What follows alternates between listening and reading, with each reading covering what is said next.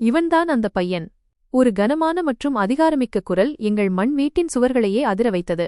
அறையில் இருந்த ஒவ்வொருவரின் மூச்சும் தொண்டையிலேயே நின்றுவிட்டது போலிருந்தது. அப்பாவின் முகம் பயத்தினால் முற்றிலும் வெளுத்துப் போயிருந்தது. அவர் நடுங்கும் கைகளை கூப்பிக்கொண்டு நின்றிருந்தார். அவருடைய குரல் மிக கஷ்டப்பட்டு வெளிவந்தது.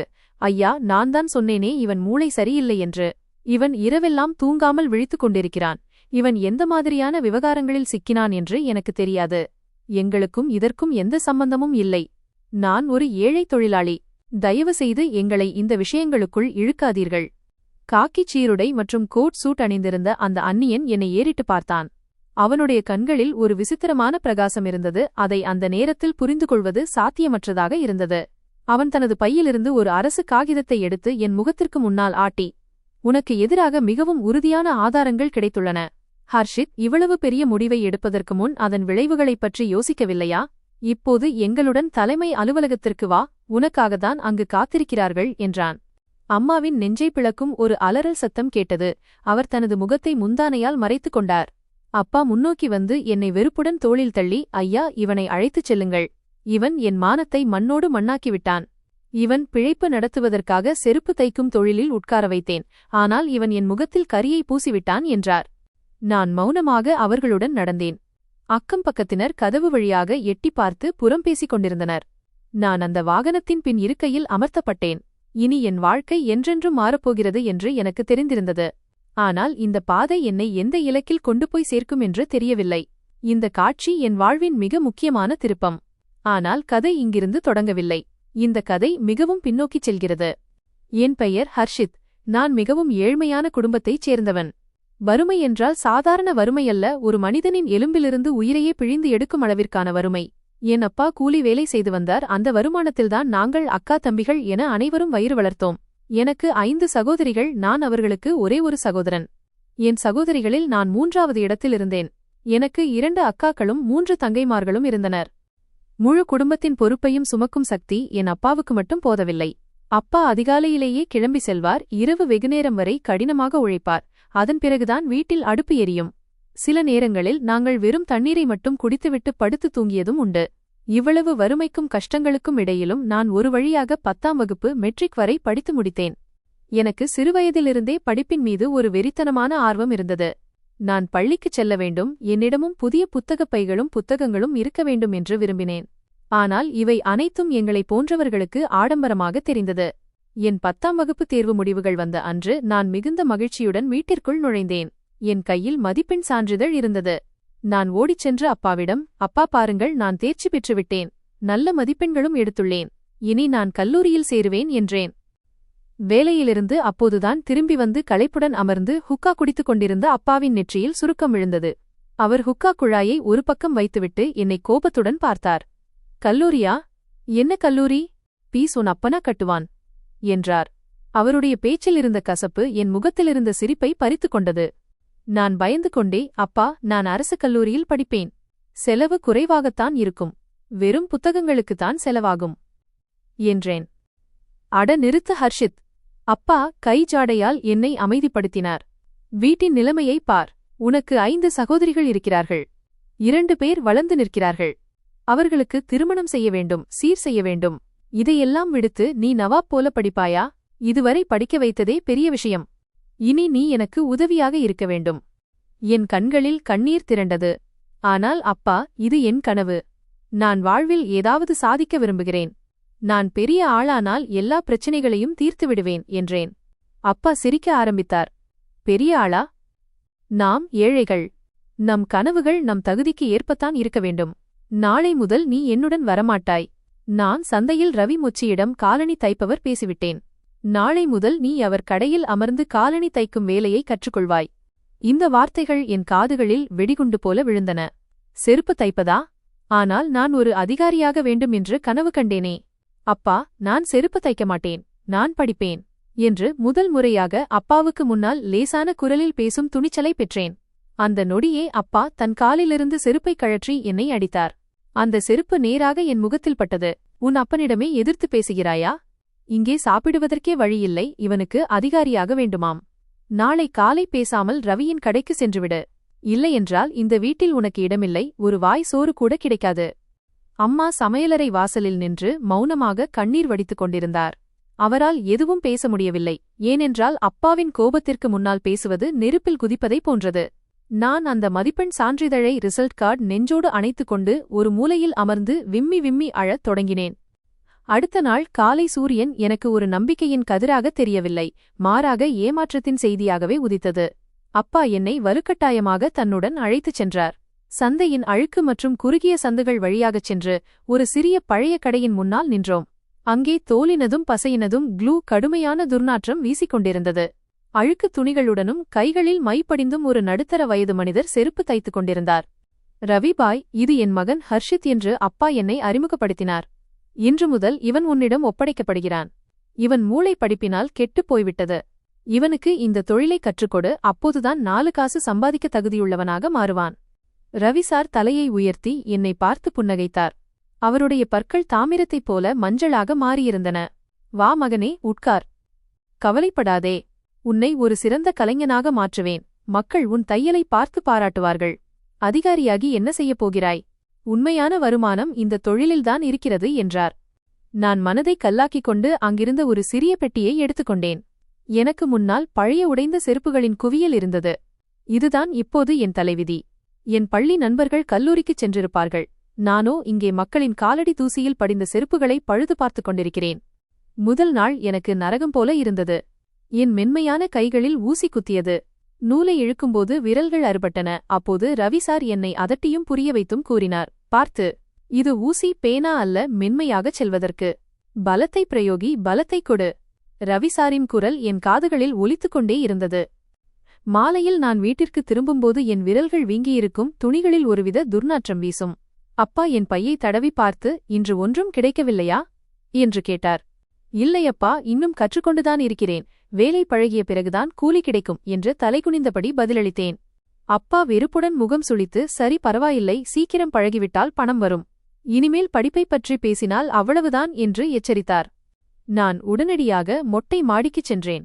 அங்கே இருட்டாக இருந்தது. வானில் நட்சத்திரங்கள் மின்னிக் கொண்டிருந்தன. நான் வானத்தை பார்த்து மெதுவான குரலில் இறைவனிடம் கேட்டேன், இறைவா, என் தலைவிதியில் இந்த செருப்புகளை தைப்பது மட்டும்தான் எழுதப்பட்டுள்ளதா? என் கனவுகள் ஒருபோதும் நிறைவேறாதா? எனக்குள் இருந்த ஹர்ஷித் இன்னும் சாகவில்லை. தெருவில் விளையாடும்போது எல்லோரிடமும் நான் ஒரு அதிகாரி ஆவேன் என்று சொல்லிக் கொண்டிருந்த அந்தச் சிறுவன் எனக்குள் கத்திக் கொண்டிருந்தான். நான் அங்கேயே அமர்ந்து ஒரு முடிவெடுத்தேன். நான் தோல்வியை ஒப்புக்கொள்ள மாட்டேன். அப்பா என்னை பள்ளிக்கு அனுப்பவில்லை என்றாலும் பரவாயில்லை, என் பாதையை நானே உருவாக்குவேன். இப்படியே சில நாட்கள் கடந்தன. நான் தினமும் கடைக்குச் செல்வேன். நாள் முழுவதும் செருப்புகளின் தூசியைச் சுமப்பேன், வசவுகளைக் கேட்பேன், இரவு களைப்படைந்து தூங்கிவிடுவேன். ஆனால் என் மூளையில் ஒரு திட்டம் உருவாகிக் கொண்டிருந்தது. ஒரு நாள் பள்ளிச் சிறுவன் ஒருவன் தன் செருப்பை தைப்பதற்காக கடைக்கு வந்தான். அவன் கையில் ஒரு ஆங்கில புத்தகம் இருந்தது. நான் மிகுந்த ஆசையுடன் அந்த புத்தகத்தை பார்த்தேன். தம்பி, இந்த புத்தகத்தை ஒரு நிமிடம் காட்ட முடியுமா என்று பயந்து கொண்டே கேட்டேன். அந்த பையன் முதலில் என் அழுக்கு துணிகளை விசித்திரமாக பார்த்துவிட்டு புத்தகத்தை என்னிடம் நீட்டினான். நான் புத்தகத்தை திறந்ததும் அந்த வார்த்தைகள் என் கண்களுக்கு முன்னால் ஆடுவது போல இருந்தது. நான் மீண்டும் என் உலகத்திற்கு திரும்பிவிட்டது போன்ற உணர்வு ஏற்பட்டது. அப்போது ரவிசாரின் உரத்த குரல் கேட்டது, ஹர்ஷித், வேலையில் கவனம் செலுத்து. புத்தகம் படிக்கும் ஆசை இன்னும் உன்னை விட்டு போகவில்லையா? வாடிக்கையாளரின் நேரத்தை வீணடிக்காதே. இதை கேட்டதும் நான் உடனடியாக புத்தகத்தை திருப்பிக் கொடுத்துவிட்டு செருப்பை தைக்கத் தொடங்கினேன். ஆனால் அன்று எனக்கு என்ன செய்ய வேண்டும் என்று புரிந்துவிட்டது. சூழ்நிலைக்கு முன்னால் மண்டியிடப் போவதில்லை என்று நான் உறுதி பூண்டேன். இந்த செருப்புக் கடை என் இலக்கல்ல, இது ஒரு தற்காலிக தளம் மட்டுமே. அன்று இரவு நட்சத்திரங்களின் நிழலில் எடுத்த அந்த முடிவு எனக்குள் ஒரு புதிய ஆன்மாவை ஊட்டியது. அடுத்த நாள் நான் வழக்கத்தை விடச் சற்று முன்னதாகவே கடைக்குச் சென்றேன். கடை இன்னும் திறக்கப்படவில்லை. ரவிசார் பூட்டை திறந்து கொண்டிருந்தார். நான் முன் சென்று அவர் கைகளிலிருந்து பூட்டை வாங்கி ஷட்டரை தூக்கினேன். ரவிசார் ஆச்சரியத்துடன் என்னை பார்த்து, அடடா ஹர்ஷித், இன்று நீ மிகவும் சுறுசுறுப்பாக தெரிகிறாயே. நேற்று யாரோ கட்டாயப்படுத்தி உட்கார வைத்தது போல உன் முகம் தொங்கிக் கொண்டிருந்தது. ஆனால் இன்று அதிகாலையிலேயே கடைக்கு வந்துவிட்டாயே. எல்லாம் சரிதானே? நான் கையில் துடைப்பத்தை எடுத்துக்கொண்டு சுத்தம் செய்தவாறே தைரியத்தை வரவழைத்துக் கொண்டு சொன்னேன், ஐயா, உங்களிடம் ஒரு முக்கியமான விஷயம் பேச வேண்டும். அவர் தனது இருக்கையில் அமர்ந்து கருவிகளை அடுக்கிக் கொண்டிருந்தார். சொல்லு, என்ன விஷயம்? ஒருவேளை விடுமுறை வேண்டுமா? இப்போதுதானே வேலைக்கு வந்திருக்கிறாய் என்று கேட்டார். நான் அவர் அருகில் சென்று மெதுவான குரலில் சொன்னேன், இல்லை ஐயா, விடுமுறை வேண்டாம்.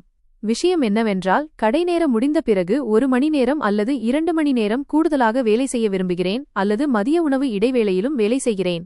அதற்கு எனக்கு தனியாக சிறிது பணம் தருவீர்களா? ரவி சாரின் கை அப்படியே நின்றது. அவர் கூர்மையான பார்வையால் என்னை முறைத்தார். ஏன்? உன் அப்பாதான் தினமும் மாலையில் வந்து உன் கூலியில் ஒரு பைசா விடாமல் வாங்கிக் கொள்கிறாரே. உனக்கு ஏன் தனியாக பணம் வேண்டும்? ஏதாவது தவறான பழக்கங்களில் சிக்கிவிட்டாயா? ஏதாவது குடிக்கவோ அல்லது ஊர் சுற்றவோ ஆரம்பித்து விட்டாயா? இதை கேட்டதும் என் இதயம் பலமாக துடிக்க ஆரம்பித்தது. என்னால் அவரிடம் உண்மையைச் சொல்ல முடியாது.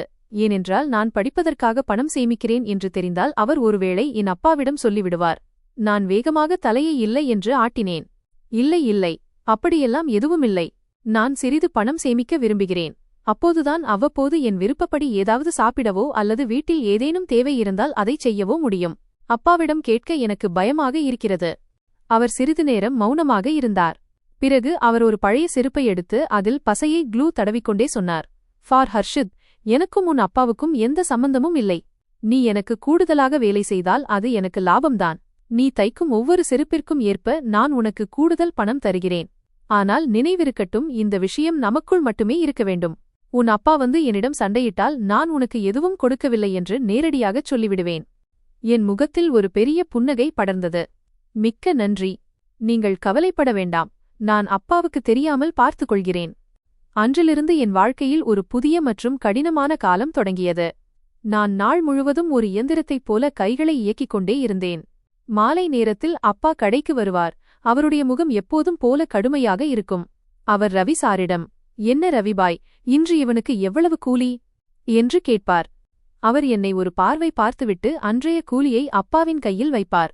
இந்தாப்பா இவனுடைய இன்றைய சம்பாத்தியம். பையன் மிகவும் கஷ்டப்பட்டு உழைக்கிறான். அப்பா பணத்தை வாங்கிக் கொண்டு என்னை பார்த்து, சரி வீட்டுக்கு நட. நேராக வீட்டுக்குச் செல்ல வேண்டும். எங்கும் ஊர் சுற்றக்கூடாது என்பார். நான் தலைகுனிந்தபடி அவருக்கு பின்னால் நடப்பேன். என் பாக்கெட்டில் நான் மறைத்து வைத்திருந்த அந்த சில நாணயங்கள் எனக்கு உலகிலேயே மிகப்பெரிய செல்வமாக தெரிந்தன. இது என் சொந்த தந்தையிடமே நான் செய்த திருட்டுதான். ஆனால் இந்த திருட்டு என் எதிர்காலத்தின் நலனுக்காக செய்யப்பட்டது.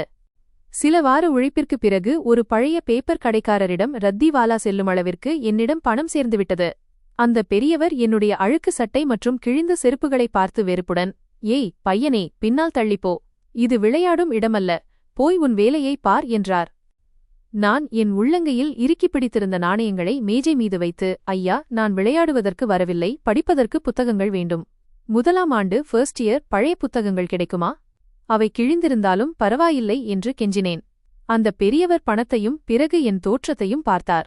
அவருடைய கோபம் சற்று தணிந்தது. அவர், அங்கே அந்த புத்தக குவியலில் பார், உனக்கு தேவையான ஏதாவது கிடைத்தால் எடுத்துக்கொள் என்றார். நான் ஒரு பைத்தியத்தைப் போல அந்த புத்தக குவியலின் மீது பாய்ந்தேன். தூசியும் மண்ணும் படிந்திருந்த அந்த புத்தகங்களை நான் வைரங்களைப் போலவும் தங்க காசுகளைப் போலவும் கையில் எடுத்தேன். எனக்கு தேவையான பாடப்புத்தகங்கள் கிடைத்தன. சில பக்கங்கள் கிழிந்திருந்தன, ஆனால் படிக்க முடிந்தது.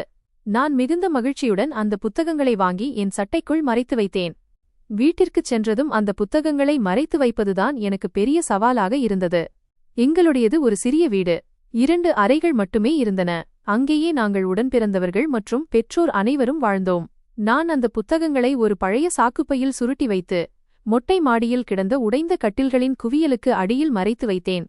இப்போதுதான் என் உண்மையான தேர்வு தொடங்கியது. நாள் முழுவதும் உடலை வருத்தி வேலை செய்த பிறகு இரவு நேரத்தில் என் உடல் அப்படியே நொறுங்கிப் போயிருக்கும். கண்கள் தூக்கத்தால் சொருகின. ஆனால் எனக்குள் இருந்த வெறி என்னை உறங்கவிடவில்லை. அனைவரும் உறங்கிய பிறகு அப்பாவின் குரட்டை சத்தம் ஒலிக்கத் தொடங்கும்போது நான் மெதுவாக எழுந்து என் புத்தகங்களை எடுத்து மெழுகுவர்த்தியை ஏற்றுவேன். ஒரு இரவு நான் ஆங்கிலத்தின் சில கடினமான வார்த்தைகளை மனப்பாடம் செய்து கொண்டிருந்தேன். அப்போது திடீரென்று படிக்கட்டுகளில் யாரோ வரும் காலடி சத்தம் கேட்டது. என் இதயம் தொண்டைக்கே வந்துவிட்டது.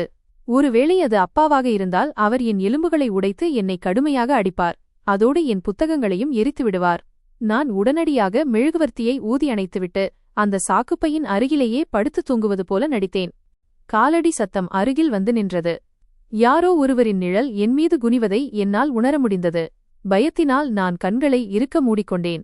அப்போது ஒரு மென்மையான கை என் தலைமுடியை கோதியது. அந்த கை கொஞ்சம் கரடுமுரடாக இருந்தது. ஆனால் அதன் ஸ்பரிசம் எனக்கு பழகிய ஒன்று. ஹர்ஷித், அம்மாவின் மெல்லிய குரல் என் காதில் விழுந்தது. நீ இன்னும் தூங்கவில்லையா? நான் மெதுவாக கண்களை திறந்தேன். நிலவொளியில் அம்மாவின் கவலை தோய்ந்த முகம் தெரிந்தது. நான் எழுந்து அமர்ந்தேன். அம்மா, நீங்கள் இன்னும் தூங்கவில்லையா? அம்மா அருகில் இருந்த புத்தகங்கள் நிறைந்த சாக்குப்பையின் மீது கையை வைத்தார். அவருக்கெல்லாம் புரிந்துவிட்டது. அவர் என் அருகில் அமர்ந்து மெதுவான குரலில் சொன்னார், மகனே, ஏன் உன் உயிரை இப்படி வருத்திக் கொள்கிறாய்? உன் அப்பாவுக்கு தெரிந்தால் பெரிய பிரச்சினை ஆகிவிடும். நாள் முழுவதும் நீ அவ்வளவு களைப்படைகிறாய், இரவிலும் ஓய்வெடுப்பதில்லையே. நான் அம்மாவின் கைகளை பிடித்துக் கொண்டேன். அம்மா, நான் தூங்கிவிட்டால் என் கனவுகளும் தூங்கிவிடும். என்னை படிக்க விடுங்கள். அப்பாவுக்கு தெரியாது என்று நான் சத்தியம் செய்கிறேன். அம்மாவின் கண்களில் கண்ணீர் மின்னியது. அவர் தனது சேலையின் முந்தானையில் முடிந்திருந்த முடிச்சை அவிழ்த்து அதிலிருந்து மடித்து வைக்கப்பட்டிருந்த 100 ரூபாயை எடுத்து என் கையில் வைத்தார். சரி, இதை வைத்துக்கொள். நான் காய்கறி வாங்கும் காசில் கொஞ்சம் கொஞ்சமாகச் சேமித்தது இது. உனக்கு உதவும். ஒருவேளை பேனா நோட்டு புத்தகம் வாங்க தேவைப்படலாம். அன்று இரவு அம்மாவின் பிரார்த்தனையும் அந்த சில ரூபாய்களும் என் லட்சியத்தை பாறை போல உறுதியாக்கின. அப்பாவின் பயமாக இருந்தாலும் சரி, வறுமை எனும் சுவராக இருந்தாலும் சரி, அந்த சுவரில் துளையிட்டே தீருவேன் என்று நான் முடிவு செய்தேன். ஆனால் அந்த சுவருக்கு மறுபுறம் என் வாழ்வின் மிகப்பெரிய அதிர்ச்சி எனக்காக காத்திருக்கிறது என்பது எனக்கு தெரியாது. காலம் சிறகடித்துப் பறந்தது. பகல் பொழுது கடையின் அழுக்கிலும் பசையின் துர்நாற்றத்திலும் கழிந்தது. இரவு பொழுது புத்தகங்களின் உலகில் கழிந்தது. என் தூக்கம் தொலைந்து போனது. ஆனால் விழித்திருக்கும் என் கண்களில் இருந்த கனவுகள் என்னை ஓய்வெடுக்க விடவில்லை. ஒரு இரவு வெயில் மிக கடுமையாக இருந்தது.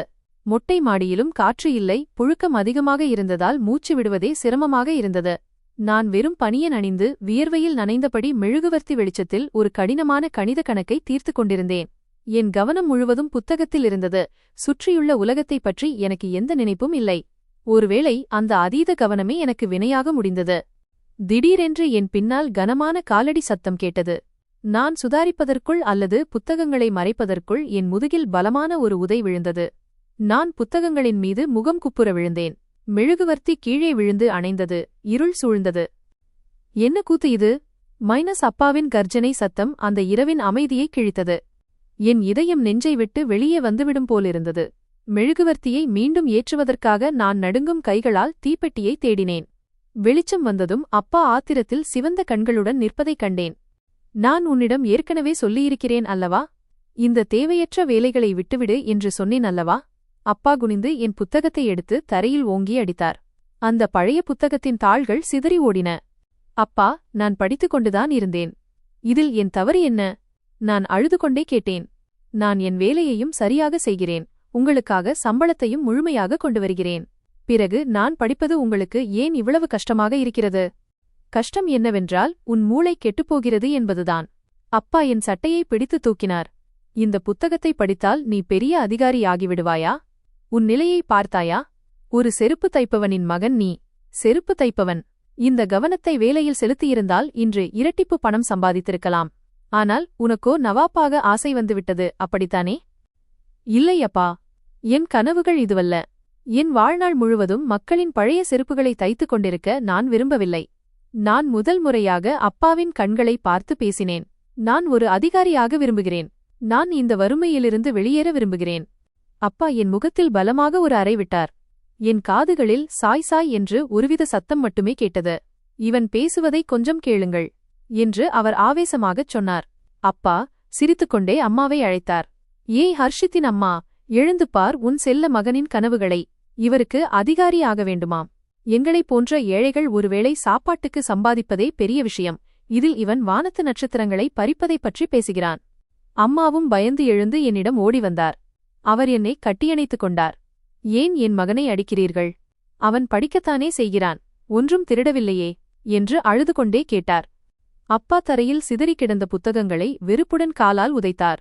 இது படிப்பு அல்ல, இது அழிவு. இவனுக்கு வேலையில் கவனம் செல்வதில்லை, ஏனென்றால் இவன் மூளையில் இந்த புத்தகங்கள் ஏறிவிட்டன. நன்றாக கேட்டுக்கொள் ஹர்ஷித், இதுதான் உனக்கு கடைசி எச்சரிக்கை. நாளை காலை இந்த குப்பைகளையெல்லாம் எடுத்து பழைய பேப்பர் கடையில் விற்றுவிடு. இந்த வீட்டில் ஒரு காகித துண்டு கூட என் கண்ணில் படக்கூடாது. மறுபடியும் நீ படிப்பை பற்றி பேசினால் கடையிலிருந்தும் துரத்திவிடுவேன், வீட்டிலிருந்தும் துரத்திவிடுவேன். இவ்வாறு கூறிவிட்டு அப்பா கோபத்துடன் கீழே சென்றார்.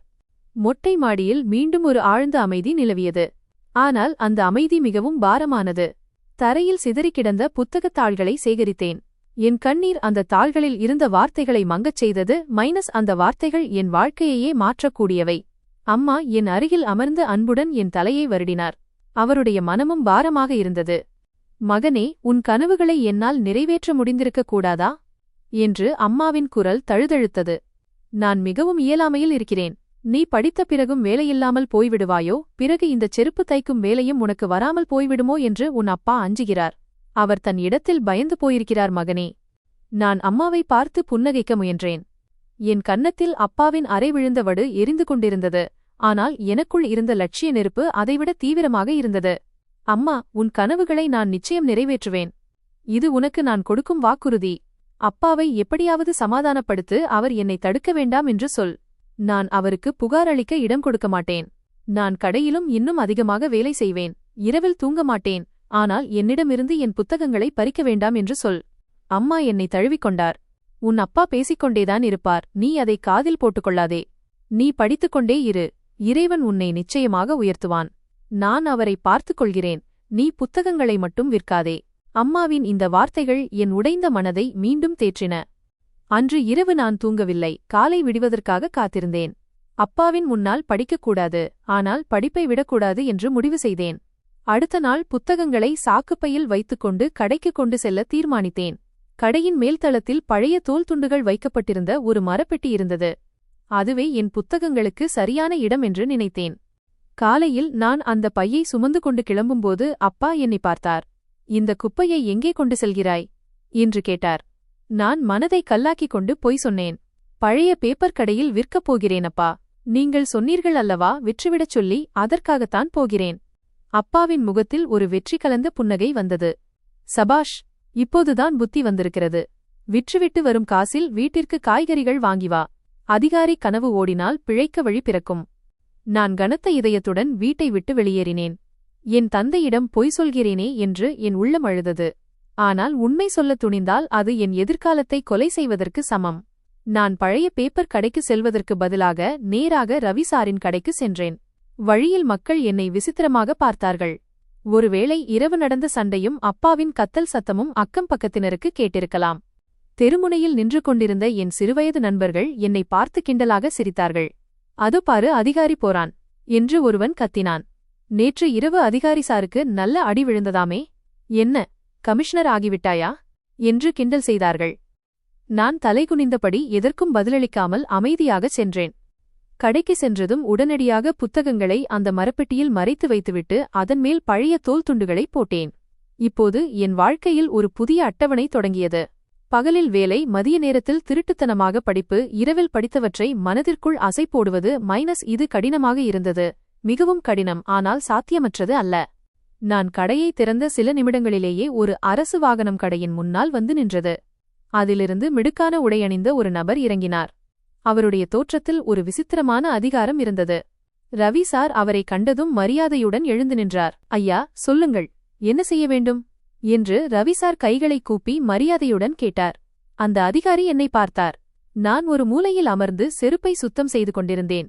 அவருடைய பார்வையில் ஒரு கேள்வி இருந்தது.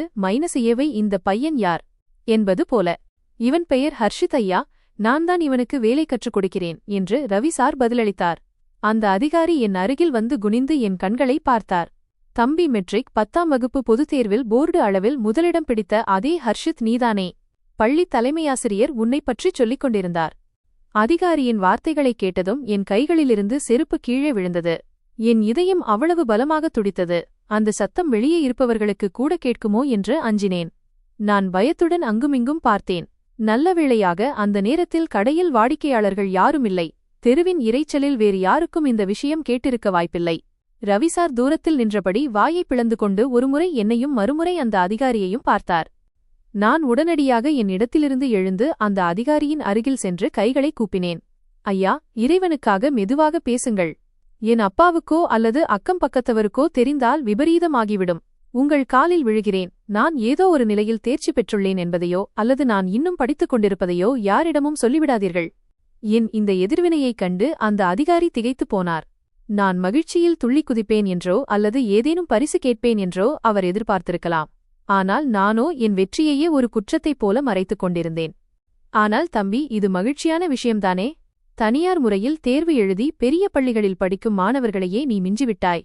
உன் புகைப்படம் செய்தித்தாளில் வரவேண்டுமே என்று அதிகாரி கனிவான குரலில் சொன்னார். இல்லை ஐயா, இந்த விஷயம் ரகசியமாக இருப்பதில்தான் என் மகிழ்ச்சி இருக்கிறது. என் அப்பாவுக்கு படிப்பின் மீது கடுமையான வெறுப்பு உண்டு. இதெல்லாம் வீணான வேலை என்று அவர் நினைக்கிறார்.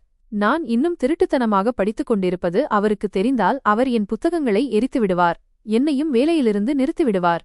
தயவு செய்து இந்த விஷயத்தை இதோடு விட்டுவிடுங்கள் என்று நான் அவரிடம் கெஞ்சினேன். அதிகாரி ஒரு பெருமூச்சு விட்டார். என் கண்களில் மறைந்திருந்த இயலாமையை அவர் புரிந்து கொண்டார். என் தோளில் கை வைத்து, நீ ஒரு விசித்திரமான பையன் ஹர்ஷித். மக்கள் வெற்றியை கொண்டாடி திரிவார்கள், நீயோ அதை மறைக்கிறாய். நீ விரும்புவது இதுதான் என்றால் நான் மௌனமாகவே இருக்கிறேன். ஆனால் ஒன்று மட்டும் நினைவிருக்கட்டும், நீ ஒரு வைரம். வைரம் நிலக்கரிச் சுரங்கத்தில் இருந்தாலும் மறைந்திருக்க முடியாது என்றார். அந்த அதிகாரி சென்றுவிட்டார். ஆனால் அவர் செல்லும்போது எனக்குள் ஒரு புதிய நம்பிக்கையை விதைத்துச் சென்றார். என் பாதை சரியானதுதான் என்று எனக்கு உறுதியானது. ரவிசார் என்னை முறைத்து பார்த்து, அங்கே என்ன பேச்சு நடந்தது? அவர் என்ன சொல்லிக் கொண்டிருந்தார் என்று கேட்டார். நான் உடனடியாக ஒரு கதையை தயார் செய்தேன். ஒன்றுமில்லை ஐயா, இங்கே பழைய புத்தகக் கடை ஏதேனும் இருக்கிறதா என்று கேட்டார். அதைத்தான் நான் சொல்லிக் கொண்டிருந்தேன். ரவிசார் தோள்களை உயர்த்திவிட்டு தன் வேலையில் மூழ்கினார். அன்றிலிருந்து என் ஆர்வம் இன்னும் அதிகரித்தது. மேல்நிலை கல்விக்கு இன்டர்மீடியட் பிறகு பிஏ புத்தகங்களையும் அதே பழைய பேப்பர் கடைக்காரரிடம் வாங்கி என் ரகசிய படிப்பை தொடர்ந்தேன். காலம் உருண்டோடியது. நாட்கள் மாதங்களாகவும் மாதங்கள் வருடங்களாகவும் மாறின. என் வாழ்க்கை 2 பகுதிகளாக பிரிந்திருந்தது. பகல் வெளிச்சத்தில் ஒரு அழுக்கு படிந்த தொழிலாளி, இரவு இருட்டில் படிப்புக்காக ஏங்கும் ஒரு மாணவன். எங்கள் வீட்டில் மின்சாரம் இல்லாததால் நான் இரவில் மெழுகுவர்த்தி ஏற்றி படிப்பேன். கோடைக்கால இரவுகளில் அனைவரும் மொட்டை மாடியில் தூங்கும்போது வெளிச்சம் வெளியே தெரியக்கூடாது என்பதற்காக நான் கீழே உள்ள அறையில் புழுக்கத்திலும் வெப்பத்திலும் அமர்ந்து படிப்பேன். சில நேரங்களில் சோர்வின் உச்சத்தில் அந்த புத்தகத்தின் மீதே தலை வைத்து தூங்கிவிடுவேன். ஒரு இரவு நான் வழக்கம்போல படித்துக் கொண்டிருந்தபோது மெழுகுவர்த்தி சாய்ந்து என் சட்டையின் முனையில் தீப்பிடித்துவிட்டது. நான் திடுக்கிட்டு எழுந்து உடனடியாக தீயை அணைத்தேன். ஆனால் அந்த பரபரப்பில் நாற்காலி கீழே விழுந்த சத்தம் கேட்டது. அப்பாவின் தூக்கம் கலைந்துவிட்டது. அவர் புலம்பிக் கொண்டே கீழே வந்தார். யார் அங்கே? திருடனா? நான் உடனடியாக புத்தகங்களை மறைத்துவிட்டு படுத்துக்கொண்டேன். அப்பா வந்து பார்த்தபோது நான் தூங்குவது போல நடித்தேன். அவர் சிறிது நேரம் அங்கேயே நின்றார். பிறகு என்னை காலால் உதைத்து எழுப்பினார். இங்கே என்ன செய்து கொண்டிருந்தாய்? சத்தம் கேட்டதே. அது மட்டுமில்லாமல் எரியும் வாசனை எங்கிருந்து வருகிறது? நான் பயந்து போய், ஒன்றுமில்லையப்பா, ஒருவேளை எலியாக இருக்கும், அதைத்தான் விரட்டினேன் என்றேன். அப்பா சந்தேக பார்வையுடன் என்னை பார்த்தார். பிறகு சத்தமாக கத்த ஆரம்பித்தார். என்னை முட்டாளாக்காதே. மீண்டும் அந்த புத்தக நாடகத்தை தொடங்குகிறாயா? நீ திருந்தவில்லையென்றால் உன் கால்களை உடைத்து விடுவேன் என்று சொன்னேன் அல்லவா? ஊரே தூங்கிக் கொண்டிருக்கிறது, ஆனால் நவாப் மட்டும் விழித்திருக்கிறார். உன்னால் என் தூக்கம் கெடுகிறது என்று ஆவேசப்பட்டார். ஹர்ஷித்தின் கதை. போராட்டத்தின் அடுத்த கட்டம். அவருடைய அதட்டலும் கத்தல் சத்தமும் எவ்வளவு பலமாக இருந்ததென்றால் அக்கம் பக்கத்து வீடுகளுக்கும் அந்த சத்தம் கேட்டது. அந்த நிசப்தமான இரவில் அவருடைய குரல் எதிரொலித்தது. பக்கத்து வீட்டு மொட்டை மாடிகளிலிருந்து மக்கள் இருமும் சத்தமும் அவர்கள் பேசுவதும் கேட்கத் தொடங்கியது. அவமானம் என்னை சூழ்ந்து கொண்டது. அப்பா என்னை கடுமையாக திட்டிவிட்டு மேலே சென்றுவிட்டார். இப்படியே நான் பிஏ மற்றும் பிஎஸ்சி படிப்புகளை முடித்தேன். யாருக்கும் ஒரு சிறு துளி கூட சந்தேகம் வரவில்லை. இப்போது என் முன்னால் ஒரு மிகப்பெரிய மலை நின்றது. அதுதான் போட்டித் தேர்வு, காம்படிட்டிவ் எக்ஸாம். இதுதான் என் உண்மையான கனவு. இந்த இலக்கிற்காகத்தான் நான் இத்தனை ஆண்டுகள் முட்கள் நிறைந்த பாதையில் பயணம் செய்தேன். ஆனால் இதற்கு தேவையான புத்தகங்கள் மிக விலை உயர்ந்தவை. தேர்வுக்கான கட்டணமும் என் சக்திக்கு அப்பாற்பட்டதாக இருந்தது. நான் ரவி சாரிடம் பேசினேன். ஐயா, நான் இனிமேல் மதிய உணவு சாப்பிட மாட்டேன். அதற்கு பதிலாக அந்த உணவிற்கான பணத்தை எனக்கு தனியாக கொடுத்துவிடுங்கள் என்றேன். ரவிசார் ஆச்சரியத்துடன், உனக்கு பசிக்காதா என்று கேட்டார். நான் பொய் சொன்னேன். எனக்கு ஜீரணக் கோளாறு இருக்கிறது. மருத்துவர் என்னை சில உணவுகளை தவிர்க்கச் சொல்லியிருக்கிறார் என்று. இப்படியே நான் தினமும் மதிய உணவை தவிர்த்தேன். மற்றவர்கள் சாப்பிடும்போது நான் வெறும் தண்ணீரை குடித்து வயிற்றுப் பசியை அடக்கிக் கொள்வேன். கடையின் பின்பகுதியில் அமர்ந்து பழைய காகிதங்களில் குறிப்புகளை நோட்ஸ் எழுதுவேன். பசியால் என் தலை சுற்றும், கண்கள் இருண்டு வரும். ஆனால் அப்போது அப்பாவின் ஏளன பேச்சும் ஊர் மக்களின் கிண்டலும் என் நினைவுக்கு வரும். என் லட்சிய நெருப்பு மீண்டும் கனன்று எரியும். நான் ஒவ்வொரு ரூபாயாகச் சேர்த்தேன். என் பசியைக் கொன்று தேர்வுக்கான கட்டணத்தையும் சில முக்கியமான புத்தகங்களையும் வாங்கினேன். நான் என்ன செய்கிறேன் என்று வீட்டில் யாருக்கும் தெரியாது. அம்மா சில நேரங்களில் என் தேய்ந்து போன உடலை பார்த்து அழுவார். ஆனால் இன்னும் சில நாட்கள்தான் அம்மா, எல்லாம் சரியாகிவிடும் என்று அவருக்கு ஆறுதல் கூறுவேன். நான் விண்ணப்பத்தை சமர்ப்பித்தேன். இப்போது என் வாழ்வின் மிகப்பெரிய தேர்வு தொடங்கப் போகிறது. இப்போது இருந்த மிகப்பெரிய சிக்கல் என்னவென்றால், தேர்வு நாட்களில் கடையிலிருந்து எப்படி விடுமுறை எடுப்பது? அப்பாவுக்கு தெரியாமல் இதை எப்படி செய்வது? தேர்வு பல நாட்கள் தொடர்ச்சியாக நடக்கும். நான் இத்தனை நாட்கள் கடைக்குச் செல்லாவிட்டால் ரவிசார் அப்பாவிடம் சொல்லிவிடுவார். என் உயிரை காப்பாற்றும் விதமாக ஏதேனும் ஒரு பொய்யைச் சொல்ல வேண்டியிருந்தது. அடுத்த நாள் காலை நான் கடைக்குச் சென்றபோது என் இதயம் பலமாக துடித்தது. ரவிசார் செருப்பு தைத்துக் கொண்டிருந்தார். நான் தைரியத்தை வரவழைத்துக் கொண்டு அவர் அருகில் அமர்ந்தேன். உங்களிடம் ஒரு விஷயம் பேச வேண்டும் ஐயா என்றேன். என் குரலில் இருந்த நடுக்கத்தை அவராலும் உணர முடிந்தது.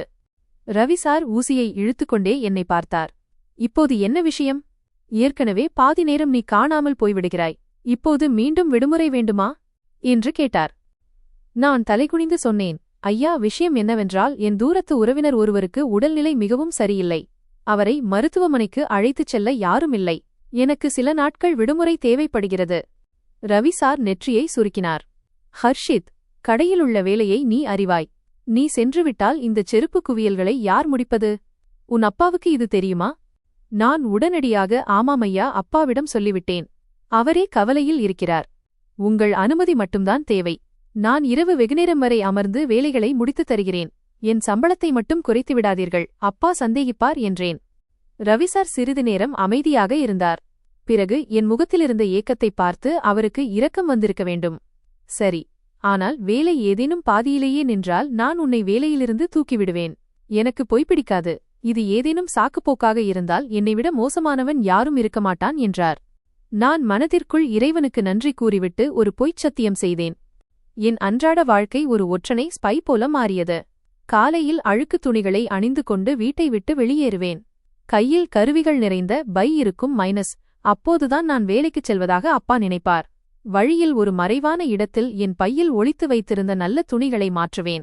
தலையைச் சீவி என்னை ஒரு மாணவனாக மாற்றிக்கொண்டு தேர்வு மையத்திற்குச் செல்வேன். அங்கு இருந்த சூழல் எனக்கு முற்றிலும் புதியதாக இருந்தது. பெரிய பெரிய கார்களில் மாணவ மாணவிகள் வந்து கொண்டிருந்தனர். அவர்கள் கைகளில் விலை உயர்ந்த புத்தகங்களும் குறிப்புகளும் இருந்தன. அவர்களுடைய உடைகள் அவர்கள் வசதியான குடும்பத்தை சேர்ந்தவர்கள் என்பதை பறைசாற்றின. என் சாதாரண உடையில் நான் அங்கு ஒரு அந்நியனாக உணர்ந்தேன்.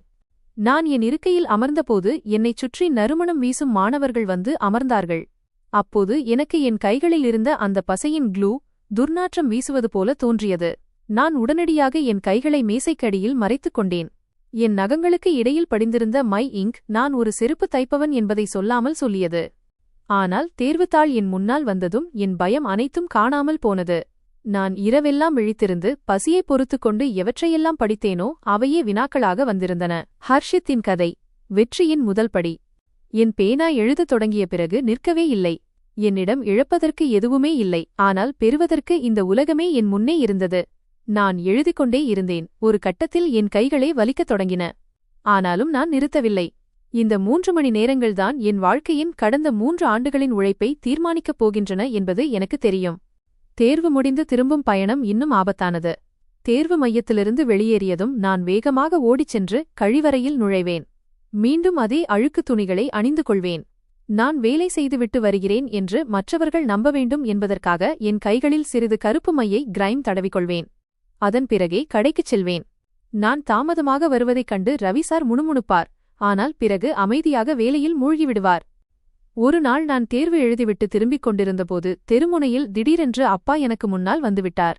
என் மூச்சே நின்றுவிட்டது போன்ற உணர்வு ஏற்பட்டது. நான் இன்னும் துணிகளை மாற்றவில்லை. கையில் புத்தகங்கள் நிறைந்த பை இருந்தது. அப்பா என்னை இந்த நல்ல துணிகளில் பார்த்தால் நிச்சயம் சத்தம் போடுவார். நான் மின்னல் வேகத்தில் ஒரு சுவருக்கு பின்னால் மறைந்து கொண்டேன். அப்பா தன் போக்கில் நடந்து சென்று கொண்டிருந்தார். அவர் என்னை பார்க்கவில்லை. அதுவே எனக்கு பெரிய நிம்மதியாக இருந்தது. நான் அந்த சுவரோடு ஒட்டிக்கொண்டு பயத்தில் நடுங்கிக் கொண்டிருந்தேன். இந்த திருடன் போலீஸ் விளையாட்டு என்னை மிகவும் சோர்வடையச் செய்தது. தேர்வு நாட்கள் முடிவுக்கு வந்தன. கடைசி தேர்வை எழுதிவிட்டு நான் அந்த மண்டபத்திலிருந்து வெளியே வந்தபோது ஒரு விசித்திரமான பதற்றம் என்னை தொற்றிக்கொண்டது. தேர்வு முடிவு என்னவாக இருக்கும் என்று எனக்கு தெரியவில்லை. ஆனால் என் முழு முயற்சியையும் கொடுத்துவிட்டேன் என்ற திருப்தி மட்டும் இருந்தது. என் தலைவிதியை இறைவனிடமும் அந்த விடைத்தாள்களிடமும் ஒப்படைத்துவிட்டேன். மீண்டும் அதே பழைய வாழ்க்கை தொடங்கியது. காலையிலிருந்து மாலை வரை செருப்பு தைப்பது, மக்களின் வசவுகளை கேட்பது, இரவில் அப்பாவின் திட்டு வாங்குவது. ஆனால் இப்போது எனக்குள் ஒரு நம்பிக்கையின் தீபம் எரிந்து கொண்டிருந்தது. நான் தேர்வு முடிவுக்காக காத்திருந்தேன். அந்த இடைப்பட்ட காலத்தில் வீட்டின் நிலைமை இன்னும் மோசமானது. விலைவாசி உயர்ந்து கொண்டிருந்தது. அப்பாவின் உடல்நிலையும் சரியில்லாமல் போனது. அவர் அடிக்கடி வேலையிலிருந்து சீக்கிரமாக வீட்டிற்கு வந்துவிடுவார். மூச்சிறைக்க படுத்திருப்பார். ஒரு நாள் நான் கடையிலிருந்து வீட்டிற்கு வந்தபோது அப்பா கட்டிலில் படுத்திருந்தார். அவர் என்னை அருகில் அழைத்து, ஹர்ஷித், இங்கே வந்து உட்கார் என்றார். அப்பாவின் குரல் மிகவும் பலவீனமாக இருந்தது. நான் பயந்து கொண்டே அவர் காலடியில் அமர்ந்தேன். மகனே, நான் இப்போது வயதாகிவிட்டேன். என்னால் இனி இவ்வளவு கடினமாக உழைக்க முடியாது. உன் சகோதரியின் திருமணக் கவலையும் என்னை அரித்துக் கொண்டிருக்கிறது. அப்பா என்னை ஒரு நம்பிக்கையான பார்வையுடன் பார்த்தார். இனி இந்த வீட்டின் சுமையை நீதான் சுமக்க வேண்டும். வேலையில் கவனத்தை செலுத்து. ரவி சார், நீ இப்போது சரியாக வேலை செய்வதில்லை என்றும் அடிக்கடி காணாமல் போய்விடுகிறாய் என்றும் சொல்கிறார். நீ இப்படியே செய்து கொண்டிருந்தால் நாம் பசியால் சாக வேண்டியதுதான்.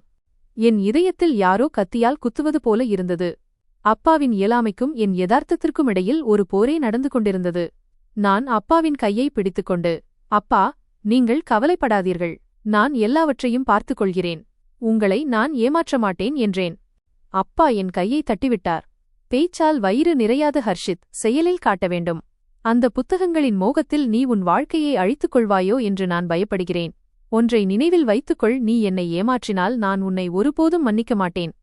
அப்பாவின் வார்த்தைகள் என் காதுகளில் உருக்கிய ஈயத்தைப் போல இறங்கின. நான் அவரை ஏமாற்றிக் கொண்டுதான் இருந்தேன். அவரிடம் பொய் சொல்லிக் கொண்டுதான் இருந்தேன். ஆனால் இதையெல்லாம் நான் அவர்களது நலனுக்காகத்தானே செய்கிறேன். ஒருவேளை நான் தேர்வில் தோல்வியடைந்துவிட்டால்? இந்த எண்ணம் என்னை உள்ளுக்குள் சிதைத்தது. நான் தோல்வியடைந்தால் உண்மையிலேயே நான் அப்பாவின் முன்னால் ஒரு குற்றவாளியாக நின்றுவிடுவேன். தேர்வு முடிவு வருவதற்கு இன்னும் சில காலம் இருந்தது. அந்த காத்திருப்பு காலம் தேர்வு காலத்தை விடவும் கடினமாக இருந்தது. ஒவ்வொரு நாளும் எனக்கு நரகமாக தெரிந்தது. ஒரு செருப்பு தைப்பவனின் மகன் உண்மையிலேயே அதிகாரியாக முடியுமா, அல்லது இதெல்லாம் புத்தகங்களில் மட்டுமே சாத்தியமா என்று நான் தினமும் இறைவனிடம் வேண்டினேன். தலைவிதி என் முன்னே வாயை பிளந்து கொண்டு நின்றது. நானோ அதன் முன்னே நிராயுதபாணியாக நின்றேன். இறுதியில் தேர்வு முடிவு வரும் அந்த நாளும் வந்தது. நான் கடையில் அமர்ந்திருந்தேன். ஆனால் என் கைகள் நடுங்கிக் கொண்டிருந்தன. நான் ரவிசாரிடம் வயிறு வலிப்பதாக பொய் சொல்லிவிட்டு அருகிலிருந்த ஓர் இணைய மையத்திற்கு இன்டர்நெட் கஃபே ஓடினேன். அங்கு இருந்த இளைஞன் என் பதிவு எண்ணை, ரோல் நம்பர் உள்ளீடு செய்து பார்த்தபோது திரையில் ஒரு பட்டியல் வந்தது. நான் மூச்சை பிடித்துக்கொண்டு அந்த பட்டியலில் என் பெயரை தேடினேன். என் பெயர் அங்கே மின்னிக் கொண்டிருந்தது. நான் தேர்ச்சி பெற்றுவிட்டேன். நான் அந்த தேர்வில் வெற்றி பெற்றுவிட்டேன். என் மகிழ்ச்சிக்கு எல்லையே இல்லை. ஆனால் அங்கே என்னால் சத்தமிட்டு கொண்டாட முடியவில்லை. நான் மௌனமாக இறைவனுக்கு நன்றி கூறிவிட்டு மீண்டும் கடைக்கு வந்தேன். ரவி சார், என்ன ஆனது என்று கேட்டார். நான் மருந்து சாப்பிட்டு விட்டேன், சரியாகிவிடும் என்றேன். மாலையில் நான் வீட்டிற்கு சென்றபோது அப்பாவின் கால்களில் விழுந்து நான் முதல் படியை தாண்டிவிட்டேன் என்று சொல்ல வேண்டும் போல இருந்தது. ஹர்ஷித்தின் கதை அதிகாரியும் தொழிலாளியும். ஆனால் அப்பாவின் நிலையை பார்த்ததும் நான் அப்படியே நின்றுவிட்டேன். அவர் கட்டிலில் அமர்ந்து இருமிக் கொண்டிருந்தார். அவருடைய முகத்தில் கவலை அப்பட்டமாக தெரிந்தது. என்னை பார்த்ததுமே அப்பா சொன்னார், ஹர்ஷித், இன்று ரேஷன் வாங்கக்கூட காசு இல்லை. ரவி சாரிடம் கொஞ்சம் கடன் வாங்கி வா, வீட்டில் மாவு கூட தீர்ந்துவிட்டது. நான் என் பாக்கெட்டிலிருந்து என் சேமிப்பை எடுத்தேன். மைனஸ், இது எனது நேர்முக தேர்வுக்காக இன்டர்வியூ. நான் சிறுக சிறுக சேர்த்து வைத்திருந்த பணம். அதை மெதுவாக அப்பாவின் கையில் வைத்தேன். அப்பா ஆச்சரியத்துடன் என்னை பார்த்து, இந்த பணம் எங்கிருந்து வந்தது என்று கேட்டார். நான், ரவிசார் என் வேலையை பார்த்து மகிழ்ந்து கொடுத்த பரிசப்பா, இன்று நான் நன்றாக வேலை செய்தேன் அல்லவா என்று பொய் சொன்னேன். அப்பாவின் முகம் நிம்மதியடைந்தது. சரி தம்பி, உன் கவனம் வேலையில் திரும்புவது மகிழ்ச்சி. இறைவன் உன்னை உயர்த்துவான் என்றார். அடுத்த கட்டம் நேர்முகத் தேர்வு. இதற்கு எனக்கு ஒரு கோட் சூட் தேவை என்பது தெரியும். ஆனால் புதுசாக தைக்க என்னிடம் பணமில்லை. ஞாயிற்றுக்கிழமை நான் பழைய துணிச்சந்தைக்கு லாண்டா பஜார் சென்றேன். அங்கு பழைய துணிக்குவியல்களில் நீண்ட நேரம் தேடிய பிறகு என் அளவிற்கு பொருத்தமாக இருந்த ஒரு கருப்பு நிற கோட் மற்றும் பேண்டை தேர்ந்தெடுத்தேன். அது கொஞ்சம் தேய்ந்து மங்கலாக இருந்தது. ஆனால் அயர்ன் பிரஸ் செய்தால் புதுசு போல தெரியும் என்று எனக்கு தோன்றியது. கடைக்காரரிடம் பேரம் பேசி மிக குறைந்த விலைக்கு அந்தச் சூட்டை வாங்கினேன். வீட்டில் அதை மறைத்து வைப்பது சவாலாக இருந்தது. நான் அந்தச் சூட்டை ஒரு பிளாஸ்டிக் பையில் போட்டு மொட்டை மாடியிலிருந்த தண்ணீர் தொட்டிக்கு பின்னால் மறைத்து வைத்தேன். இரவு அனைவரும் உறங்கிய பிறகு அதை எடுத்துப் பார்த்தேன். எனக்கு சற்று தளர்வாக இருந்தது. ஒரு செருப்பு தைப்பவனாக எனக்கு தையல் வேலை தெரியும் என்பதால் ஊசி நூலை எடுத்து நானே அந்தச் சூட்டை என் உடலிற்கு ஏற்றவாறு சரிசெய்தேன். விடிய விடிய உழைத்து அதை ஒரு நேர்த்தியான உடையாக மாற்றினேன். நேர்முகத் தேர்வு நாள் வந்தது. ரவி சாரிடம் அரசு அலுவலகத்தில் அடையாள அட்டை சம்பந்தமான ஒரு வேலை இருக்கிறது என்று கூறிவிட்டு கடைக்கு தாமதமாக வருவேன் என்று அனுமதி வாங்கினேன். அவர் முகம் சுளித்துவிட்டு அனுமதி தந்தார். நான் பையுடன் வீட்டை விட்டு வெளியேறி ஒரு மறைவான இடத்தில் அந்த சூட்டை அணிந்து கொண்டேன். கண்ணாடியில் என்னை பார்த்தபோது ஒரு நிமிடம் எனக்கே அடையாளம் தெரியவில்லை. மைனஸ், தினமும் தெருவில் செருப்பு தைக்கும் அதே ஹர்ஷித் தானா இது நேர்முகத் தேர்வு குழுவின் இன்டர்வியூ பேனல் முன்னால் நுழையும்போது என் கால்கள் நடுங்கின. அறைக்குள் நுழைந்தபோது 3 மிடுக்கான அதிகாரிகள் அமர்ந்திருந்தார்கள். அவர்கள் என்னை அமரச் சொன்னார்கள். கேள்விகள் தொடங்கின. நாட்டின் நிலைமை மற்றும் உலக நடப்புகளைப் பற்றி கேட்டார்கள். நான் முழு தன்னம்பிக்கையுடன் பதிலளித்தேன். என் பேச்சில் புத்தகங்களில் கிடைக்காத ஒரு உண்மையும் வலியும் இருந்தது. அப்போது ஒரு அதிகாரி என் கைகளைப் பார்த்தார். கெமிக்கல் மற்றும் பசையினால் க்ளூ. என் கைகள் கரடுமுரடாகவும் கருப்பாகவும் மாறியிருந்தன. அவர் கேட்டார், தம்பி, உங்கள் கைகளை பார்த்தால் நீங்கள் மிக கடினமாக உழைப்பவர் என்று தெரிகிறது. நீங்கள் உண்மையில் என்ன செய்கிறீர்கள்? இந்த இடத்தில் நான் உண்மையைச் சொல்லலாம் அல்லது மறைக்கலாம். நான் ஒரு பெருமூச்சு விட்டு உண்மையைச் சொல்ல தீர்மானித்தேன். ஐயா, நான் ஒரு செருப்பு தைப்பவன், காப்லர். பகலில் செருப்பு தைப்பேன், இரவில் படிப்பேன் என்றேன். அந்த அறையில் ஒரு நிமிடம் அமைதி நிலவியது. அந்த 3 அதிகாரிகளும் ஆச்சரியத்துடன் என்னை பார்த்தார்கள். அவர்களின் பார்வையில் வெறுப்பு இல்லை, மாறாக ஒருவித வியப்பும் மதிப்பும் இருந்தது. அவர்கள் வேறு கேள்விகள் கேட்கவில்லை. புன்னகைத்து, நல்லது ஹர்ஷித், நீங்கள் செல்லலாம் என்றார்கள். நான் வெளியே வந்தபோது என் மனம் லேசாகியிருந்தது. நான் உடனடியாக துணிகளை மாற்றிவிட்டு கடைக்கு ஓடினேன். ரவி சார் மிகுந்த கோபத்தில் இருந்தார். எந்த அரசு அலுவலகத்தில் நாள் முழுவதும் வேலை இருந்தது? பார், எவ்வளவு வேலை தேங்கி கிடக்கிறது என்று. நாளை முதல் இதுபோல செய்தால் வேலையை விட்டு தூக்கிவிடுவேன் என்று கத்தினார். நான் அமைதியாக தலைகுனிந்து என் பெட்டியின் முன் அமர்ந்தேன். என் முன்னால் ஒரு கிழிந்த செருப்பு இருந்தது. நான் ஊசியை எடுத்து தைக்க ஆரம்பித்தேன். சில மணி நேரங்களுக்கு முன்பு அசிஸ்டன்ட் கமிஷனர் நேர்முகத் தேர்வில் ஒரு அதிகாரியைப் போல இருந்தேன். இப்போது மீண்டும் ஒரு சாதாரண தொழிலாளி. இந்த இரட்டை வாழ்க்கை என்னை உள்ளுக்குள் சிதைத்தது. ஆனாலும் நம்பிக்கையை நான் கைவிடவில்லை. வீட்டிற்குச் சென்றபோது அப்பா ஒரு செய்தியைச் சொன்னார். ஹர்ஷித், உன் அக்காவுக்கு நல்ல வரன் வந்துள்ளது. மாப்பிள்ளை வீட்டார்கள் நல்லவர்கள், ஆனால் சீக்கிரம் திருமணம் செய்ய விரும்புகிறார்கள். பணத்திற்கு ஏற்பாடு செய்ய வேண்டும் மகனே. நீ இரவு பகலாக உழைக்க வேண்டும். அப்பாவின் கண்களில் மகளை வழியனுப்பும் கவலை தெரிந்தது. அவர் தோளில் கை வைத்து, அப்பா கவலைப்படாதீர்கள், இறைவன் ஏதேனும் வழி செய்வான் என்றேன். அப்பா கசப்புடன் சிரித்தார். வழிவானத்திலிருந்து குதிக்காது ஹர்ஷித், நாம் தான் உழைக்க வேண்டும். பணம் இல்லாததால் என் மகள் வீட்டிலேயே தங்கிவிடுவதை நான் விரும்பவில்லை என்றார். நான் மனதிற்குள் நினைத்தேன், அப்பா, இன்னும் சில நாட்கள்தான். இறைவன் நாடினால் உலகம் வியக்கும் ஒரு மாற்றம் வரும்.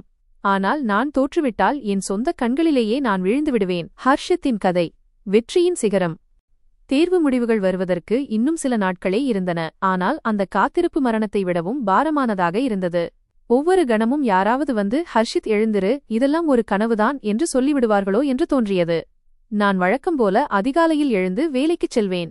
என் தலையெழுத்தில் செருப்பு தைப்பது மட்டும்தான் எழுதப்பட்டுள்ளதா, அல்லது பேனாவின் வலிமை என் விதியை மாற்றிவிடுமா என்ற பயத்திற்கும் நம்பிக்கைக்கும் இடையிலேயே என் நாட்கள் கழிந்தன. முடிவு எடுக்கும் அந்த தருணம் என் தலைக்கு மேல் வந்து நின்றது. பல இரவுகள் என்னை தூங்கவிடாமல் செய்த அந்த நாள் இன்றுதான். இன்று என் நேர்முகத் தேர்வின் இன்டர்வியூ முடிவு வரப்போகிறது. காலையில் எழுந்ததிலிருந்தே என் இதயம் ஒருவித இனம் புரியாத பயத்தில் மூழ்கிக் கொண்டிருந்தது. நான் வழக்கம்போல அழுக்கு துணிகளை அணிந்து கருவிகள் நிறைந்த பையை எடுத்துக்கொண்டு கடையை நோக்கி நடந்தேன். வழியில் எப்படியாவது ஓடிச் சென்று ஓர் இணைய மையத்தில் சைபர் கேஃபே என் விதியை தெரிந்து கொள்ள வேண்டும் என்று என் இதயம் துடித்தது. ஆனால் பாக்கெட்டில் ஒரு பைசா கூட இல்லை. ரவிசாரும் இப்போது முன்பணம் தருவதில்லை. கடைக்குச் சென்றதும் தைரியத்தை வரவழைத்துக் கொண்டு ரவிசாரிடம் சென்றேன். ஐயா, இன்று மட்டும் 1 மணி நேரம் முன்னதாகச் செல்லலாமா? எனக்கு ஒரு முக்கியமான வேலை இருக்கிறது என்றேன். அவர் என்னை கடினமாக பார்த்து, இன்று 1 நிமிடம் கூட முடியாது ஹர்ஷித். இதோ பார், எவ்வளவு வேலை தேங்கிக் கிடக்கிறது என்று. அந்த பெரிய அதிகாரியின் ஆர்டரை இன்று மாலைக்குள் முடித்துக் கொடுத்தே தீர வேண்டும். இன்று நீ விடுமுறை கேட்டால் நாளை முதல் கடைக்கு வர தேவையில்லை. பேசாமல் அமர்ந்து வேலையை முடி என்றார். நான் அமைதியாக தலைகுனிந்து கொண்டேன். எனக்கு வேறு வழியில்லை. நான் செருப்பை எடுத்து வேலையில் மூழ்கினேன். என் உடல் கடையில் இருந்தது, ஆனால் என் ஆன்மா எங்கோ அலைந்து கொண்டிருந்தது. ஒவ்வொரு கணமும் என் தலையில் சுத்தியால் அடிப்பது போல இருந்தது. நான் தேர்ச்சி பெற்றிருப்பேனா? அல்லது என் உழைப்பு வீணாகிவிட்டதா? என் வாழ்நாள் முழுதும் இந்த செருப்புகளைதான் தைத்துக் கொண்டிருப்பேனா? இந்த கேள்விகள் என்னை உள்ளுக்குள் அரித்துக் கொண்டிருந்தன. மதிய உணவிற்கு பசி எடுத்தபோது வெறும் தண்ணீரை குடித்து வயிற்றை ஏமாற்றிக் கொண்டேன். மாலை நேரம் நெருங்க நெருங்க என் பொறுமை இழந்தது. சூரியன் மறைந்து இருள் சூழத் தொடங்கியது. ரவி சார், வேலை முடிந்துவிட்டது. செருப்புகள் தயாராக உள்ளன. நான் இப்போது கிளம்பலாமா என்று கேட்டேன். அவர் அந்த செருப்புகளை பார்த்துவிட்டு, சரிப்போ, ஆனால் நாளை அதிகாலையிலேயே வந்துவிடு. இன்று நீ மிகவும் மந்தமாக வேலை செய்திருக்கிறாய் என்று தலையசைத்தார். நான் கடையிலிருந்து வெளியேறியபோது என் கால்கள் மிகவும் கனமாக இருந்தன. நெஞ்சுக்குள் ஒருவித பதற்றம். நான் வேகவேகமாக என் வீட்டை நோக்கி நடந்தேன். எங்களுடைய அந்த உடைந்த கதவின் முன்னால் பெரிய கூட்டமே கூடியிருந்தது. அக்கம் பக்கத்தினர், கடைக்காரர்கள் மற்றும் சில புதிய முகங்கள் அங்கே இருந்தனர். அங்கு 2 பெரிய அரசு வாகனங்கள் நின்றிருந்தன. அவற்றின் நீல நிற விளக்குகள் மின்னிக் கொண்டிருந்தன. என் இதயம் படபடவென அடித்துக் கொண்டது. இறைவா, என்ன நடந்தது? அப்பாவுக்கு ஏதாவது ஆகிவிட்டதா? அல்லது நான் செய்த திருட்டுத்தனங்கள் தெரிந்துவிட்டதா? முதல் முறை போலீஸ் என்னை கைது செய்ய வந்ததாக தோன்றிய அந்த ஆரம்ப காட்சி என் நினைவுக்கு வந்தது. இன்று அது நிஜமாகப் போகிறதா? நான் வேகத்தை அதிகரித்தேன். கூட்டத்தில் இருந்த ஒருவர் என்னை பார்த்துவிட்டு சத்தமாக கத்தினார், ஹர்ஷித் வந்துவிட்டான். வழிவிடுங்கள். இதோ அதிகாரி ஐயா வந்துவிட்டார். நான் திகைத்துப் போனேன். அங்கிருந்த அனைவரது பார்வையும் என் மீது திரும்பியது. அவர்களின் கண்களில் எப்போதும் இருக்கும் ஏளனமில்லை, மாறாக ஒரு விசித்திரமான பிரகாசம் இருந்தது. நான் மக்களை விலக்கிக் கொண்டு முன்னால் சென்றேன். எப்போதும் என்னை ஏளனம் செய்யும் ஒரு பையன் இப்போது மரியாதையுடன் வழிவிட்டு உள்ளே போ ஹர்ஷித். உன் அப்பா உனக்காக காத்திருக்கிறார் என்றான். நான் நடுங்கும் கால்களுடன் வரவேற்பு அறைக்குள் சென்றேன். அங்கே அப்பா நின்றிருந்தார். அவருக்கு அருகில் எனது நேர்முகத் தேர்வை நடத்திய அதே அரசு அதிகாரி நின்றிருந்தார். அப்பாவின் கையில் ஒரு இனிப்பு பெட்டி இருந்தது. அவருடைய கண்களிலிருந்து கண்ணீர் வழிந்து கொண்டிருந்தது. அப்பா கோபமாக இருக்கிறாரோ என்று நான் பயந்தேன். ஆனால் அந்த அதிகாரி புன்னகைத்துக் கொண்டு உரத்த குரலில் சொன்னார், வாருங்கள் ஹர்ஷித் சார், நாங்கள் உங்களுக்காகத்தான் காத்துக் கொண்டிருக்கிறோம். உங்களை கைது செய்ய வரவில்லை, மாறாக நீங்கள் இந்த தேர்வில் மாநிலத்திலேயே முதலிடம் ஃபர்ஸ்ட் பொசிஷன் பிடித்துள்ளீர்கள் என்பதை சொல்ல வந்தோம். வாழ்த்துகள் அசிஸ்டன்ட் கமிஷனர் அவர்களே. அப்பா நடுங்கும் கால்களுடன் முன்னே வந்து என்னை கட்டியணைத்துக் கொண்டார். அவர் நெஞ்சிலிருந்து வந்த அந்த அழுகை சத்தம் என் இதயத்தை தொட்டது. என் சிங்கக்குட்டியே, நீ என் தலையை நிமிரச் செய்துவிட்டாய். இனி இது ஒருபோதும் குனியாது என்று அப்பா தழுதழுத்த குரலில் சொன்னார். என்னை மன்னித்துவிடு ஹர்ஷித். நான் அறிவில்லாமல் இருந்தேன். நீ என் நேரத்தையும் பணத்தையும் வீணாக்குவதாக நினைத்தேன். உன்னை தேவையற்ற வேலைகளில் ஈடுபடுத்தினேன். ஆனால் நீயோ வானத்தை தொடுவதற்காக பிறந்தவன். நான் அப்பாவின் கைகளை பிடித்து முத்தமிட்டேன். இல்லையப்பா, நீங்கள் மன்னிப்பு கேட்காதீர்கள். உங்கள் கண்டிப்புதான் என்னை இந்த நிலைக்கு உயர்த்தியிருக்கிறது. உழைப்பின் மதிப்பை நான் உங்களிடமிருந்துதான் கற்றுக்கொண்டேன் என்றேன். ஹர்ஷித்தின் கதை ஒரு புதிய விடியல். என்னை சிதறவிடாமல் தடுத்தவர் நீங்கள்தான் அப்பா. அன்று நீங்கள் என்னை வேலையில் அமர்த்தவில்லை என்றால் என்னால் இந்த அளவிற்கு உழைத்திருக்க முடியாது. என் அம்மா ஓடி வந்து என்னை கட்டியணைத்து என் நெற்றியில் முத்தமிட்டார். பார்த்தாயா, நான் தான் சொன்னேனே என் மகன் ஒருநாள் அதிகாரியாவான் என்று. இன்று என் பிரார்த்தனைக்கு பலன் கிடைத்துவிட்டது. என் மனம் இன்று குளிர்ந்துவிட்டது என்று பெருமிதத்துடன் சொன்னார். அந்த அதிகாரி என் அருகில் வந்து எனக்கு ஒரு சால்யூட் அடித்தார். ஹர்ஷித் சார், திறமை என்பது ஒரு குறிப்பிட்ட வர்க்கத்திற்குச் சொந்தமான சொத்து அல்ல என்பதை நீங்கள் நிரூபித்துவிட்டீர்கள். நீங்கள் எங்கள் அனைவருக்கும் ஒரு முன்மாதிரி என்றார். வெளியே நின்றிருந்த கூட்டம், நேற்றுவரை என்னை செருப்பு தைப்பவனின் மகன் என்று அழைத்தவர்கள் இன்று ஹர்ஷித் சார் ஜிந்தாபாத் என்று கோஷமிட்டனர். என் சிறுவயது நண்பர்கள் என்னை பார்த்து பொறாமைப்பட்ட காலம் போய் இன்று பெருமிதத்துடன் பார்த்தார்கள். நான் வானத்தை பார்த்து இறைவனுக்கு நன்றி கூறினேன். கிழிந்த செருப்புகளை தைத்த என் கைகளுக்கு கௌரவமான ஒரு தலைப்பாகையை அவர் பரிசளித்திருந்தார். கூட்டம் மெல்ல கலைந்தது. கோஷங்கள் அடங்கின. அரசு வாகனங்கள் சென்றுவிட்டன. வீட்டில் இப்போது ஒரு அமைதி நிலவியது. அந்த அமைதி ஆரவாரத்திற்குப் பிறகு இன்னும் ஆழமாக தெரிந்தது. நான் கட்டிலின் ஓரத்தில் அமர்ந்திருந்தேன். இனிப்பு பெட்டி பாதி திறந்த நிலையில் இருந்தது. அப்பா எனக்கு முன்னால் அமர்ந்திருந்தார். முதல் முறையாக அவர் வெறும் அப்பாவாக மட்டும் தெரியவில்லை. அவரும் ஒரு மனிதராக, கனவுகள் இருந்தவராக, சோர்வுகள் நிறைந்தவராக தெரிந்தார். அவர் என்னை பார்க்காமலேயே சொன்னார், ஹர்ஷித், நான் உன்னை ஏன் தடுத்தேன் என்று உனக்கு தெரியுமா? நான் மௌனமாக இருந்தேன். அவர் தன் உள்ளங்கைகளை பார்த்தார். அவை வாழ்நாள் முழுவதும் உழைத்து தழும்புகள் ஏறி வெடித்திருந்தன. உன் மீது நம்பிக்கை இல்லாததால் அல்ல. அவர் குரல் தழுதழுத்தது. வாழ்க்கையின் மீது எனக்கு நம்பிக்கை இல்லாததால்தான் தடுத்தேன். முதல் முறையாக அப்பா உடைந்து போவதை பார்த்தேன். நானும் படிக்கத்தான் ஆசைப்பட்டேன் மகனே. ஆனால் அடுப்புக்கும் புத்தகத்திற்கும் இடையே ஒன்றை தேர்ந்தெடுக்க வேண்டிய சூழல் வந்தபோது நான் அடுப்பை தேர்ந்தெடுத்தேன். அன்றிலிருந்து கனவுகளைக் கண்டு நான் பயப்படத் தொடங்கினேன். நான் அவருடைய கைகளை பற்றிக் கொண்டேன். ஒருவேளை நீயும் பாதியில் விழுந்துவிட்டால் என்னை நானே மன்னித்துக் கொள்ள முடியாது என்று நினைத்தேன். அதனால்தான் உன்னை தரையோடு கட்டிப்போட முயன்றேன். அவர் என்னை பார்த்தார்.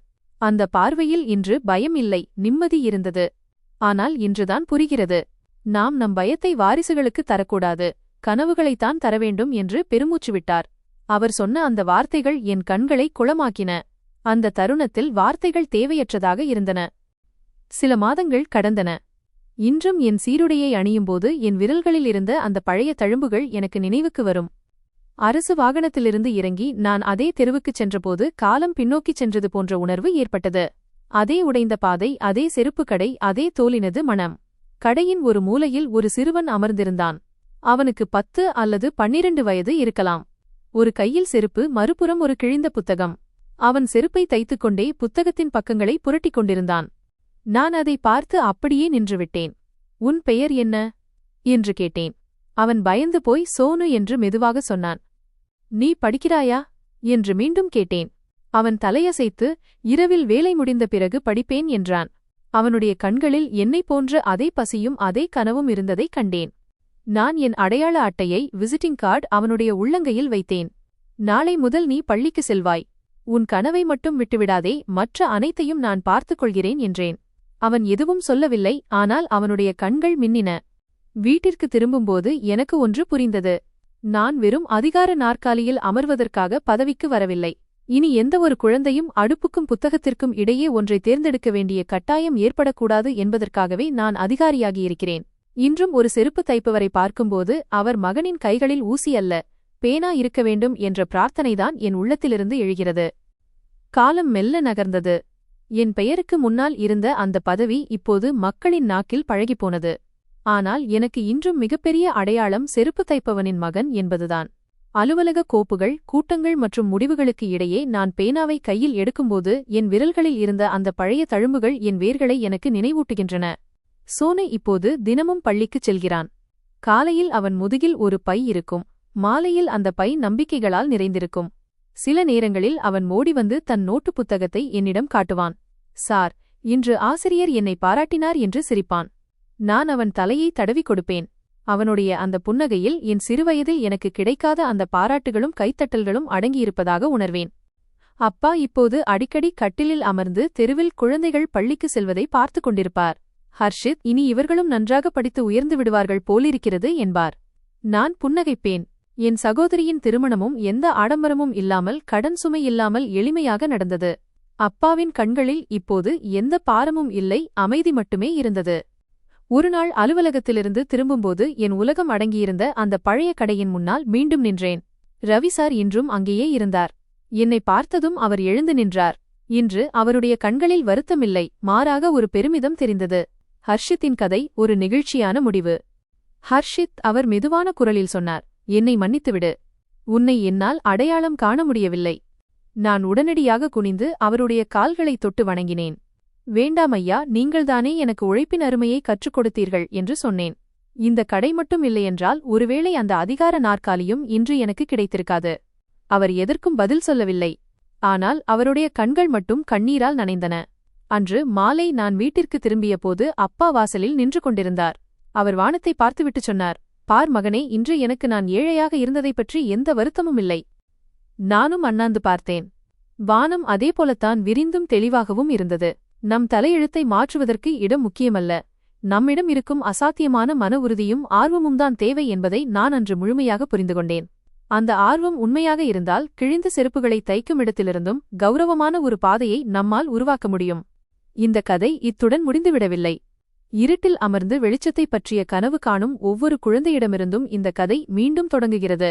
யாராவது என்னிடம் வந்து, ஒரு செருப்பு தைப்பவனின் மகன் அதிகாரியாக முடியுமா என்று கேட்டால் அதற்கான பதில் இதுதான். ஆம், ஒருவன் தோல்வியை ஒப்புக்கொள்ள மறுத்தால் அவன் நிச்சயமாக ஒரு நாள் உயரத்தை எட்டுவான். மனதிற்குள் வைராக்கியம் இருந்தால் மனிதன்தான் சாதிக்க நினைத்த எந்த காரியத்தையும் முடித்துக் காட்ட முடியும் என்பது இப்போது எனக்கு உறுதியாக தெரிந்துவிட்டது.